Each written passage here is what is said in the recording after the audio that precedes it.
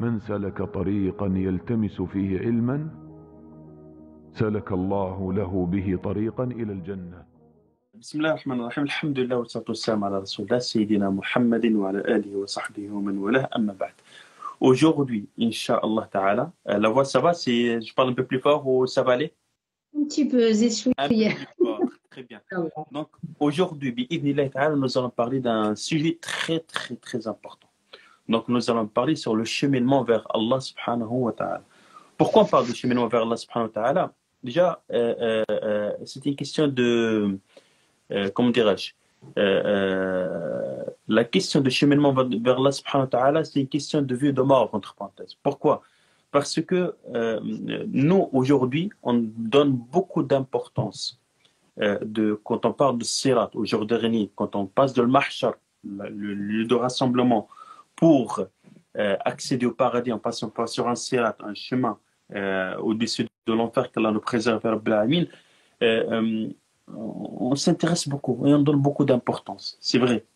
Et on oublie que le sirat qu'on parle, il est lié à un autre sirat, un autre chemin qui existe dans cette vie d'ici-bas. Hein?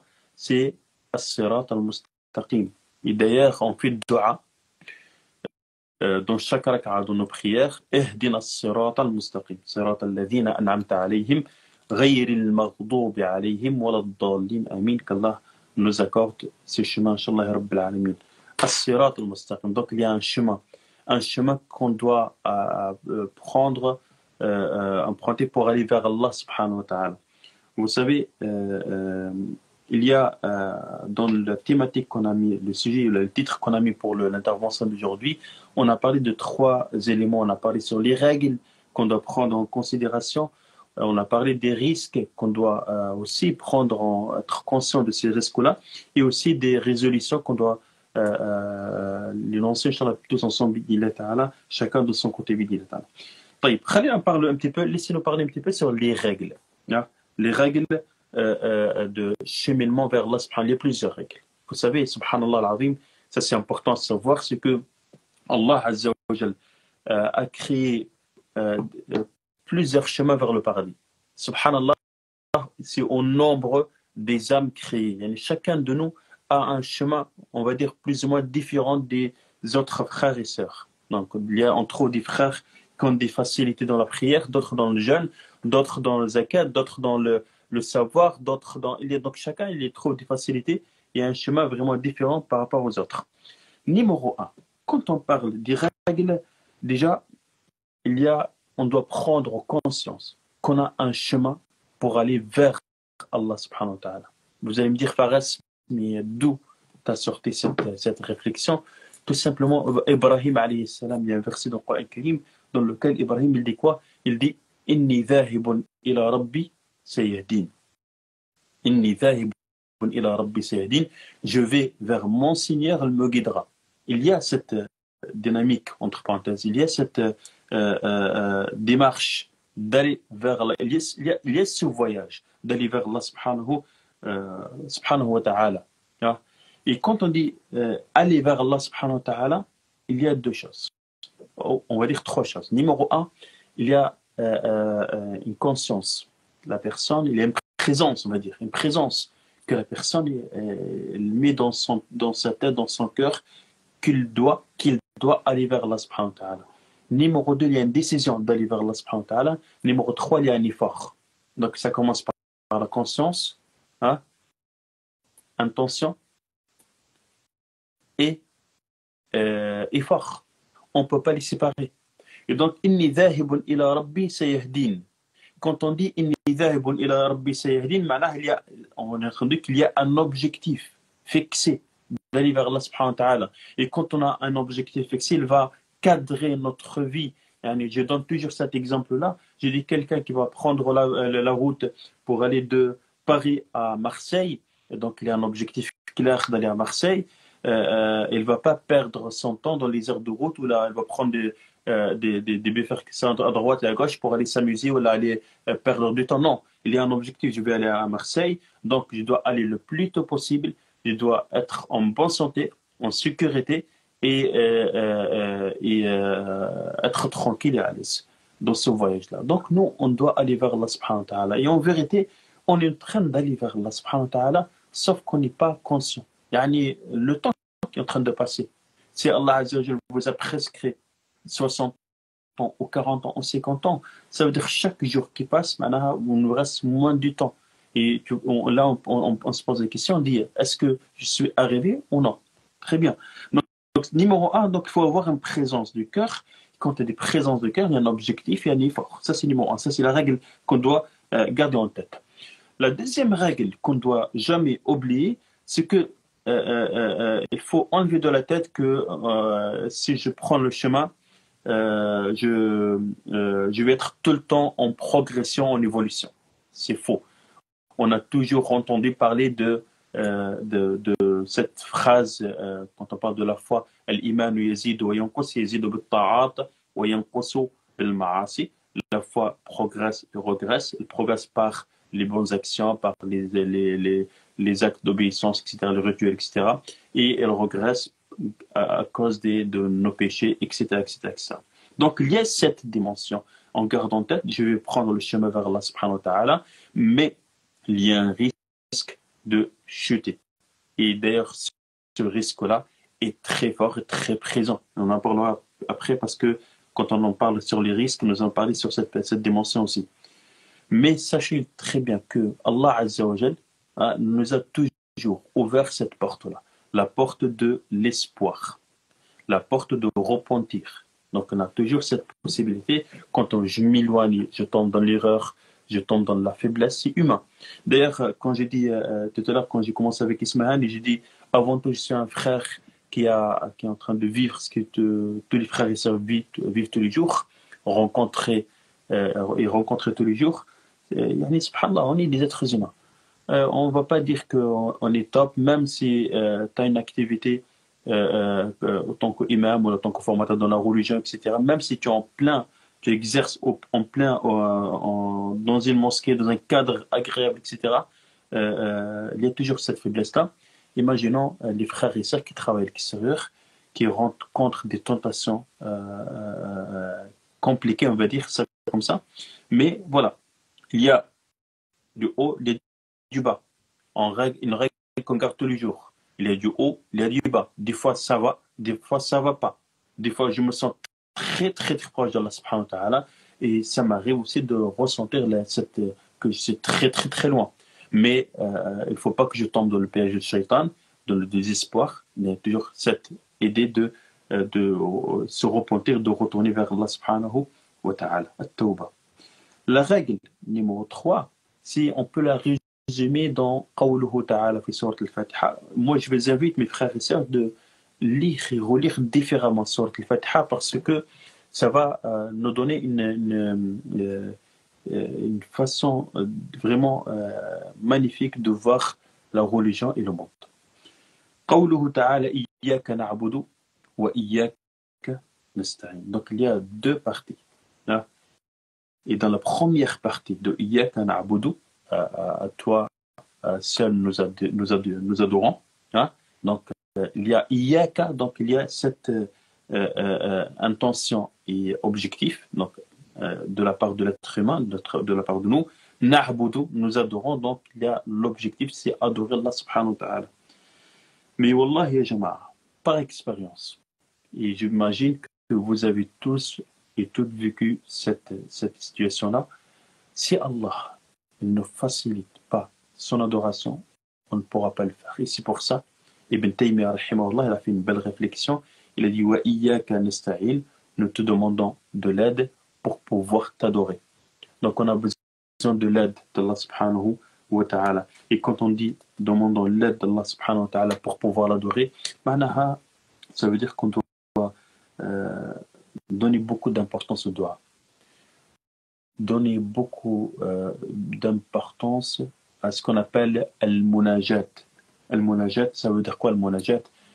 Parler avec Allah subhanahu wa ta'ala. Faites-le. Prenez un coin loin de tout le monde, un coin de la maison, un petit coin, c'est pas forcément. et commencez à parler avec Allah subhanahu wa ta'ala. Racontez vos soucis, vos problèmes, même vos problèmes spirituels. Ya Allah, j'arrive pas à me concentrer dans ma prière. Ya Allah, j'arrive pas de me détacher de tel péché. Ya Allah, j'arrive pas à me détacher de tel désir, de telle tentation. Demandez l'aide d'Allah subhanahu wa ta'ala. Parlez avec lui. Dites-le ce qui traverse l'esprit. Dites-le, Ya Allah, où tu es, parce que des fois, ça nous arrive aussi de se sentir tout seul, de se sentir abandonné, de se sentir que Allah n'est pas forcément avec moi. Ça peut arriver. Mais la meilleure façon, c'est de parler avec lui et de s'exprimer clairement ce qui traverse dans vos cœurs. Et vous allez ressentir un sentiment extraordinaire suite à ça si vous le faites sincèrement. Et donc, al-munajat, parler avec Allah subhanahu wa ta'ala, et ad-dua. Et c'est pour ça, donc, si vous prenez les versets qui parlent de Ramadan, hein, Ya ayyuha alladhina amanu kutiba alaykum as-siyam kama kutiba ala alladhina min qablikum, où vous qui avez cru, on vous a prescrit le jeûne comme on l'a prescrit à ceux qui vous ont précédé, etc. jusqu'aux fins de versets qui parlent de Siyam de Ramadan. Vous allez trouver au milieu de ces versets-là un verset, comme il dit Maurice Breton, rahimahullah, un signe, ayah, clé.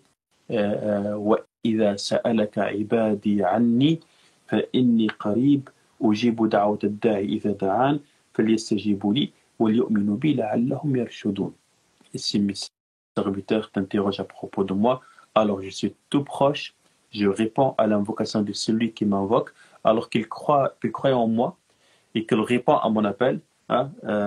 فليستجيبوا لي وليؤمنوا بي لعلهم يرشدون, afin qu'ils soient bien guidés. Yani, si vous regardez bien, un bédouin, un arabe à l'époque, a posé la question au prophète sallallahu alayhi wa sallam. Il a dit Ya Rasulallah, Allahu qaribun ba'idun fanunadih, am qaribun fanunajih. Est-ce que Allah est loin, alors il faut qu'on crie un petit peu pour qu'il nous entende, ou il est proche, et donc il suffit de parler. Le munajat, maintenant, on parle doucement, au point que ceux qui sont à droite et à gauche autour de nous, ils ne peuvent pas entendre ce que je suis en train de dire. C'est en fait entre le cœur et les lèvres. Personne ne peut entendre, que toi. Et donc, d'habitude, quand il y a des gens qui posent des questions sur le prophète, Allah il répond, elle dit Qul, dit, Mohammed dit, Es'alunaka an ahilla, il t'interroge à propos des croissants lunaires, dit, Es'alunaka al-mahid, et ainsi de suite. Et là, c'est Allah qui a répondu directement sans dire au prophète Mohammed sallallahu alayhi wa sallam, dit فإني قريب أجيب دعوة الداعي إذا دعان فليستجيبوا لي وليؤمنوا بي لعلهم يرشدون. Donc on a besoin d'Allah subhanahu wa ta'ala, surtout dans le contexte d'aujourd'hui. Il y a beaucoup de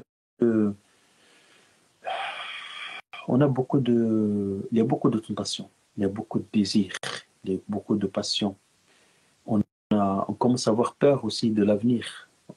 Si vous avez remarqué depuis ces dernières années, surtout depuis le Covid, les gens ont peur pour l'avenir professionnel, social, etc. Comment ça va être?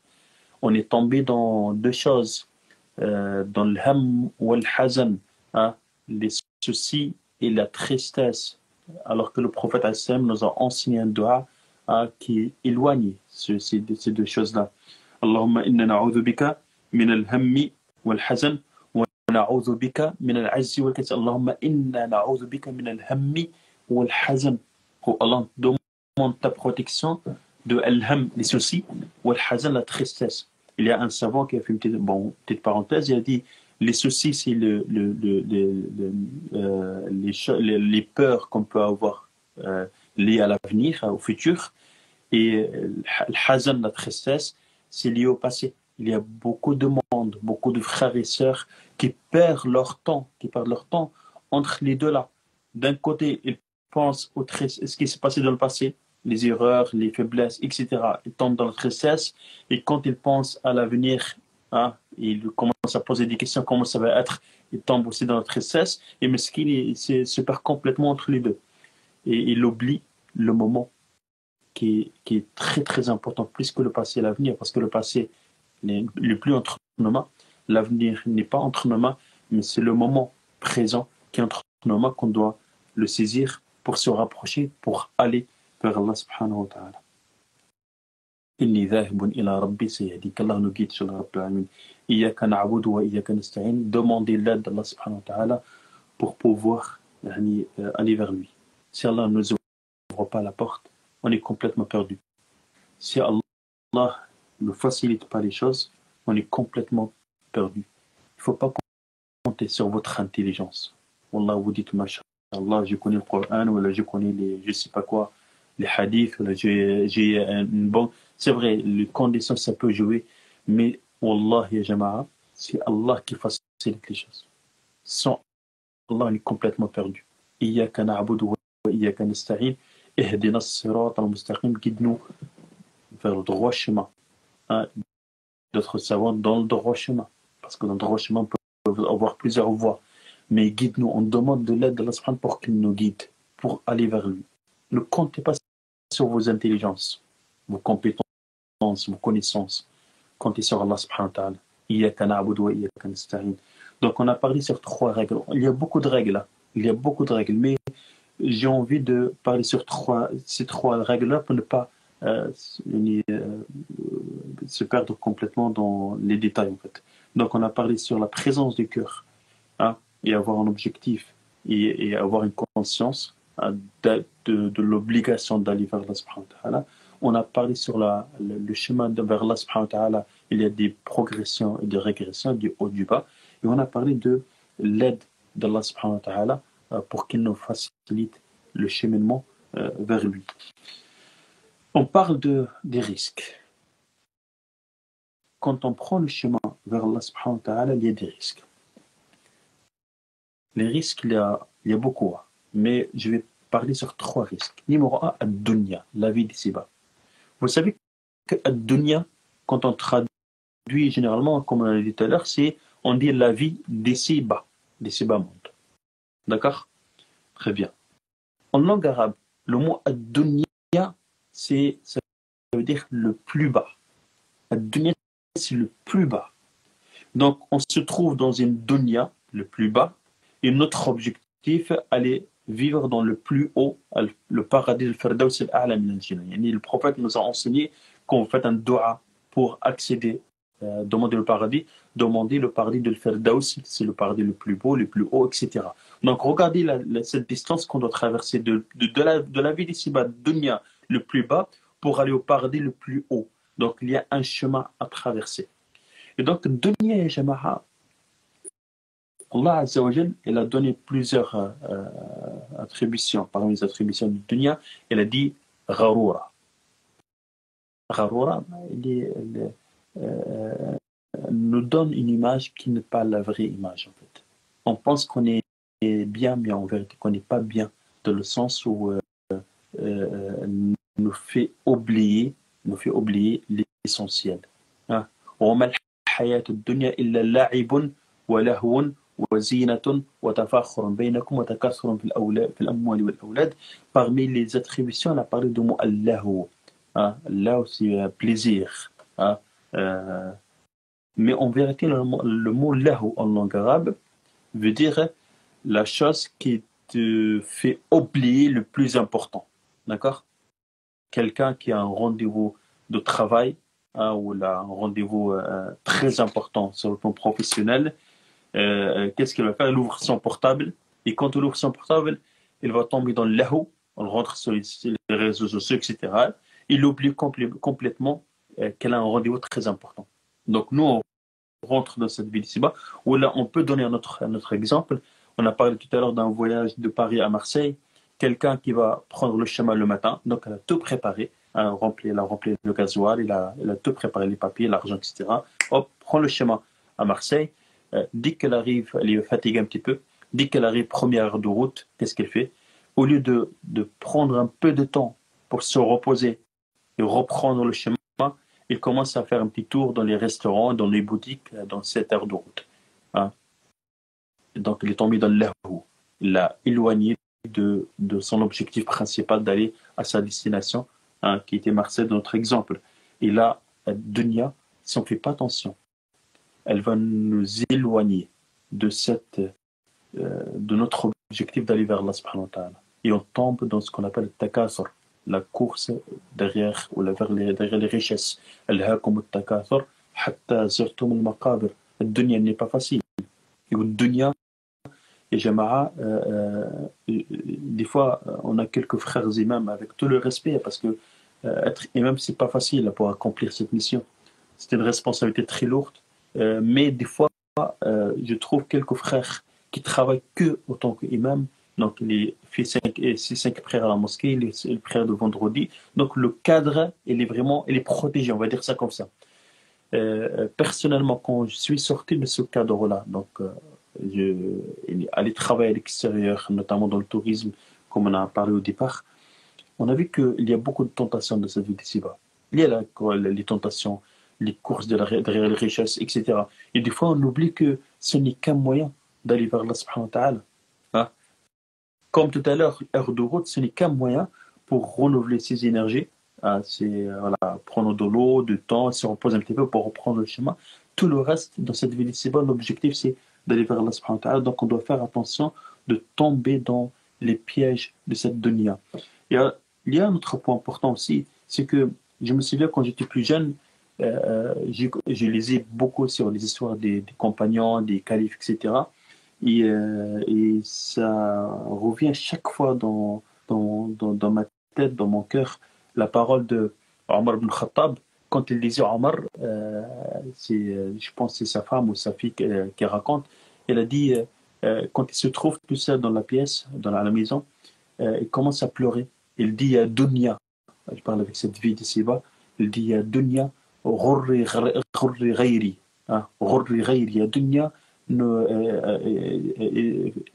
exerce ta tentation sur d'autres que moi. Hein. Ali ibn Abi Talib dit, je te divorcé 3 fois. Il parle avec Dunya. Au départ, personnellement, je pensais que par modestie, ils le font, ils le disent, etc. Mais quand on rentre dans la vie et on médite un petit peu, on observe un petit peu, on trouve que la Dunya n'est pas facile. Donc, on doit faire attention, on doit prendre conscience. La personne, quand elle prend conscience que Dunya, elle n'est pas facile, elle va prendre ses précautions, comme on dit. Le deuxième, Shaitan. Alors, je vous donne un exemple simple pour comprendre cette créature, à la fois faible et forte en même temps. Shaitan et Jama'a, je vous donne un exemple. Imaginons un frère qui s'appelle Mohamed ou Ahmed, n'importe. J'ai mis quelqu'un derrière lui pour l'observer, un détective privé, comme on dit, un espion, qui va le suivre pas par pas, chaque minute, chaque heure. Il note tout. Il va le suivre pendant un mois, dès qu'il sort de chez lui jusqu'à rentre le soir. Donc la personne qui l'a suivi, il connaît très bien Mohamed, ou Ahmed, n'importe. Le matin, il va à tel endroit, il mange, prend le café dans tel endroit, il mange dans tel endroit, il rencontre X, il rencontre Y, il traverse tel chemin, etc. Donc vraiment les détails. J'imagine très bien que cette personne-là qu'elle a suivi, cet espion-là, elle peut lui mettre plein de pièges facilement, parce qu'elle connaît ses plans. Il est devenu expert de cette personne-là. Imaginez si je le mets derrière lui pendant un an. Il va développer encore plus cette expérience, cette connaissance. Il peut mettre des pièges pertinents qui peuvent faire tomber le frère à tout moment. Le Shaitan, c'est pareil. Le Shaitan, ils le connaissent très bien. Le Shaitan, c'est une créature qui a plusieurs milliers d'années d'expérience. Un héritage depuis Adam alayhi salam. Il connaît chacun de nous. Chacun de nous a son propre Shaitan, son propre qarin. Il connaît ses forces et ses faiblesses. Hein. Il connaît les tentations qui le touchent d'une manière plus profonde. Et donc, Jama'a, ne pensez pas qu'on est à l'abri des tentations de Shaitan, de suggestions de Shaitan alayhi la'natullah. Lui, il n'a pas autre travail que nous. Et donc, qu'est-ce qu'il va faire? Il va nous suivre, il va nous proposer. En même temps, il suffit de lire Qul huwallahu ahad, Qul a'udhu bi rabbil falaq, Qul a'udhu bi rabbin nas, surtout le mu'awwidhatain, Qul a'udhu bi falaq, Qul a'udhu bi rabbin nas, il va disparaître. Il suffit de lire, de réciter l'adhan à la maison, il va disparaître. Il suffit de dire A'udhu billahi minash shaitanir rajim, il va disparaître. Mais lui, il va rentrer dans les moments de l'insouciance de chacun de nous. Donc, quand on est présent, hein, il ne va rien faire. Mais du moment où on l'oublie, l'insouciance, c'est en ce moment-là, il va profiter pour nous éloigner d'Allah subhanahu wa ta'ala. Le troisième risque, c'est vous-même. C'est le nafs de chacun de nous. C'est une histoire personnelle que j'ai eue dans ma vie. Moi, j'ai eu une tante, Allah yarhamha, qui a vécu 97 ans. Je pense plus, vraiment plus. Une tante maternelle. Elle n'a jamais étudié, n'a jamais fait des études, n'a jamais... bon, mais elle est très mesquine, elle n'a pas étudié.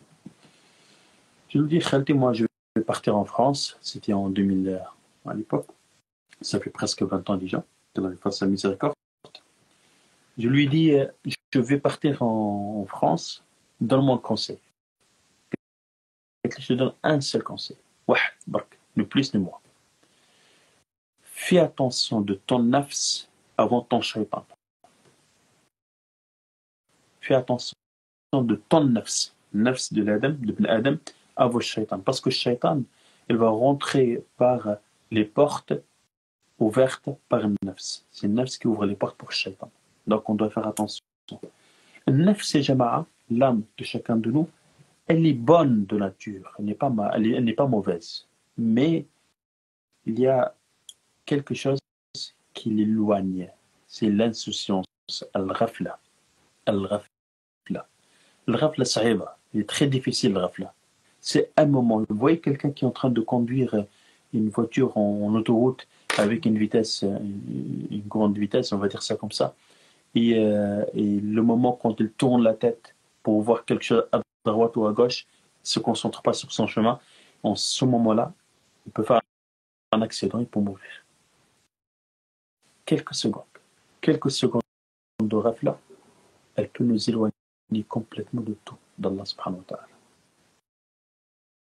Et le ghafla, le contraire de le ghafla, l'insouciance, c'est quoi? Vous le connaissez tous. Hein? Dhikr, le rappel. Donc, le dhikr, le rappel, il est là pour lutter contre l'insouciance. Allah Azza wa Jalla sait très bien que cet homme-là, il tombe souvent dans l'oubli, dans l'insouciance. Et donc, il lui a dit, écoute, concentre-toi sur le rappel. Concentre-toi sur le rappel. Le rappel d'Allah subhanahu wa ta'ala. Les rappels d'Allah subhanahu wa ta'ala, attention les jeunes. Les rappels d'Allah subhanahu wa ta'ala, c'est pas des paroles, des mots qui sortent de la bouche sans qu'ils touchent le cœur. On a cette tendance, subhanallah, subhanallah, subhanallah, subhanallah, subhanallah, subhanallah, subhanallah, subhanallah. Non, et c'est pas question de quantité, le comptage. Les frères qui comptent, j'ai fait 100 fois, subhanallah, ou 100 fois, astaghfirullah, etc. Wallahi, il y a une parole qu'on dit en langue arabe, je ne sais pas ce que je vais réussir à la traduire ou non, mais elle est profonde. Elle dit Ya Rabbi la nuhsi thana'an alayka kama athnayta anta ala nafsik. Wallahi, je ne sais pas comment on va dire ça, mais le fait de dire Alhamdulillah, ne compte pas 100 ou 200 fois. Dis Alhamdulillah plusieurs fois, il faut qu'elle sorte de ton cœur. Dis Astaghfirullah plusieurs fois. Et même dans le hadith du prophète, quand elle dit Ya ayyuhan nas, ou vous les gens, implorez le pardon d'Allah subhanahu wa ta'ala, car je lui demande pardon chaque jour, 100 fois, dans une autre version, 70 fois. Et moi, je pense que ce n'est pas question de chiffre 100 ou 70. Les 100 et 70 en langue arabe, c'est pour parler de la quantité. Tellement de dire, je fais beaucoup de demandes, je demande beaucoup. Donc, comme on dit, quelqu'un elle a dit, je t'ai appelé 1000 fois. En vérité, il l'a pas 1000 fois. Il l'a pas appelé 1000 fois. Pour dire que je t'ai appelé beaucoup. Pareil, quand on fait dhikr, oubliez les chiffres 99, 100, 200, 300 et 1000, etc. Concentrez-vous sur le sens. Quand vous dites Alhamdulillah, il faut qu'elle sorte de vos cœurs. Quand vous dites Astaghfirullah, il faut qu'elle sorte de vos cœurs. Quand vous dites Subhanallah, il faut qu'elle sorte vraiment de vos cœurs. Et ça demande une méditation, ça demande une réflexion, et non pas des lèvres qui bougent. Ça, c'est le nafs qui tombe dans l'insouciance. On doit la soigner par dhikr. Et dhikr, il y a des doses à avoir matin et soir, et dans la journée aussi. Donc, du moment où on trouve un moment, aujourd'hui, malheureusement, il y a la tentation des réseaux sociaux. Aujourd'hui, il y a des frères et sœurs, quand ils rentrent sur Instagram, Facebook, etc., TikTok, etc., ils peuvent passer des heures et des heures sans qu'ils se rendent compte, miskin. Et là, c'est la catastrophe. Donc, essayons de garder en tête, je vais vers Allah, subhanahu wa ta'ala, je vais vers Allah, subhanahu wa ta'ala, et je dois faire tout pour me rapprocher d'Allah, subhanahu wa ta'ala. Il y a des résolutions à avoir. Il y a des décisions à prendre. Wallahi, gardez en tête qu'à tout moment, on peut quitter ce bas monde pour partir ailleurs. À tout moment. Je suis là, il n'est plus là. Hein? La dernière fois, bon, ça fait quelques mois, 3-4 mois, j'avais un ami d'enfance qu'on a grandi ensemble, etc. 43 ans, il était bien, 1m90, machallah, 120 kilos, sportif, bien éduqué, rien à dire, machallah. Et je reçois un coup de fil, Faras X, Allah yarhamou, qu'Allah fasse sa miséricorde, il n'est plus là, il est disparu, il est mort, Allah yarhamou. Comment ça se fait? Hop. Personne ne pensait qu'il va mourir. Hein? Il n'y a pas que lui, il y en avait une autre sœur que je connais très bien à Paris, une sœur psychologue, pareil, miskina. Donc j'étais en voyage dans le désert. Quand j'ai eu la connexion, je reçois un message, il est décédé, attends, mais il est encore jeune, etc. Mais la mort ne connaît pas un jeune ou vieux. La mort ne connaît pas en bonne santé ou en mauvaise santé. La mort ne connaît pas les riches ou les pauvres, enfants ou les vieux. Non, la mort, le moment quand il arrive. Quand le moment arrive de la mort, de départ, on ne peut rien faire. Et du coup, l'intelligent, le kayis, comme il a dit le prophète sallallahu alayhi wa sallam, celui qui arrive à avoir une maîtrise de soi-même, il demande l'aide d'Allah subhanahu wa ta'ala, il fait l'effort d'aller vers Allah subhanahu wa ta'ala. Parce que ce moment-là, il peut arriver à tout moment. À tout moment, on ne sait pas. On ne sait pas. Allahu a'lam. Qu'Allah nous guide sur la Rabbil Alamin et qu'Allah nous accorde la meilleure fin de vie, ya Rabbil Alamin. Donc, des résolutions à avoir. Numéro 1, gardez en tête, comme chaque jour tu bois de l'eau, tu fais des prières et tu manges, garde en tête, pose cette question sur vous-même chaque jour. Est-ce que je suis en train d'avancer vers Allah subhanahu wa ta'ala ou non? Posez cette question. Quelles sont les choses qui me rapprochent encore plus d'Allah subhanahu wa ta'ala? Est-ce que je peux dire que je suis sur le droit chemin ou je suis éloigné du chemin d'Allah subhanahu wa ta'ala? Donc, c'est des questions qu'on doit poser tous les jours. Hein, tous les jours. Numéro 1. Numéro 2, fixer des objectifs rituels. Hein, fixer des objectifs rituels qui nous permettent de rester sur le chemin. Les prières, le Coran al-Karim, le dhikr, chaque chose a un rôle, le jama'a. Le jama'a, être en groupe, parce que le jama'a elle a un rôle très important, être en groupe. Quand on s'éloigne du groupe, on tombe facilement dans le piège du shaitan, mais en même temps, il y a beaucoup de frères et sœurs qui tombent dans l'autre extrémité aussi, dans le sens où il va directement être tout le temps en groupe avec les frères ou avec les sœurs, avec un groupe, machallah, rien à dire, mais tout seul, il ne fait rien du tout. Et c'est pour ça, un des pieux, il a dit Ij'al baynaka wa bayna Allahi sirran, laisse entre toi et Allah subhanahu wa ta'ala un secret. Quelque chose, personne ne le sache, hein, que Allah azza wa jalla et toi. Sadaqa, Coran, dhikr, dua, etc. Parce qu'il ne faut pas être 100% que le groupe, mais c'est le groupe avec des actes individuels. Fixer des objectifs rituels. Troisième résolution Jama'a, c'est fixer des objectifs spirituels et comportementaux. Observe ton cœur. C'est ça. Observe ton cœur. Est-ce qu'il est bon ou non? Voilà, pourquoi on pose cette question? On trouve par exemple des frères ou des sœurs qui n'acceptent pas les remarques, hein, qui n'acceptent pas les critiques. Tu poses une question, pourquoi? Est-ce qu'il y a un problème d'arrogance, d'orgueil, hein?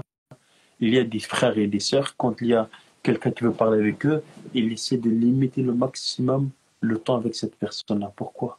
parce que tu penses que tu es meilleur que lui.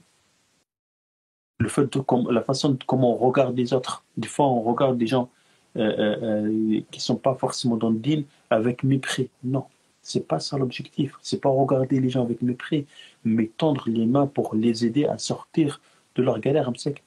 Quand tu as trouvé quelqu'un en train de noyer dans la mer, vous n'allez pas prendre le téléphone pour le filmer. Voilà, vous n'allez pas lui dire, écoutez, c'est ta faute. Qu'est-ce qu'il est en train de faire là-bas? Non. La première chose qu'on doit faire, c'est tendre la main pour l'aider, pour le faire sortir de ce qu'il est en train de subir. Donc, observez le cœur. Est-ce que le cœur est bon ou non? Est-ce que tu arrives à pardonner ou non? Il y a des frères et sœurs qui n'arrivent pas à pardonner. Hein? Ça m'est arrivé de poser des questions à quelques frères et sœurs. Quelquefois, moi, je suis prêt à tout faire, mais pardonner à X ou à Y, donc sans citer le nom, il m'a dit non, je ne vais pas le pardonner. Je ne le pardonnerai jamais. Hein? Ça, c'est problématique aussi. La haine, la jalousie.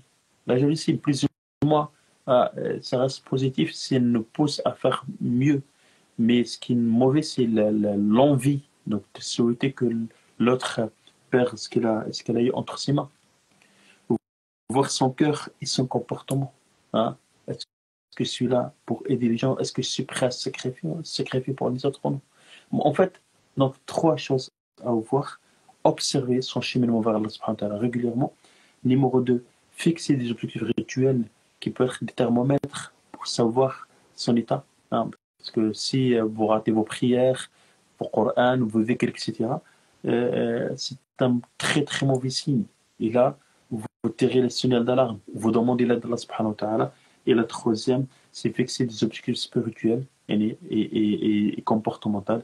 Voir est-ce que mon comportement et